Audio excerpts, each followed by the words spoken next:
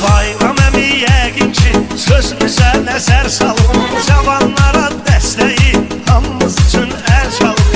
Elə dəyişib zəmanə, biraz insanlıq qalıb. Vay o günə bir gün görək, insanlıq da qalmadı. Vay o günə bir gün görək, insanlıq da qalmadı. Getdi subaylıq əldən, sultanlıq da qalmadı.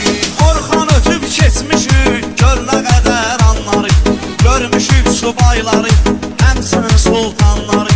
Bu elə köpoğlu şeydi, aldatdı insanları.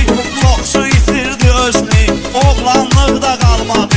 Çox su itirdi özünü, oğlanlıq da qalmadı.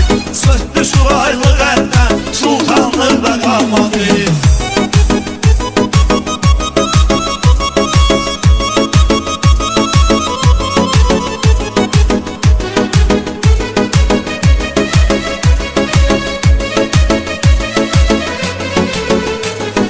Bayram əmimdir mənim məclisin ağsaqqalı.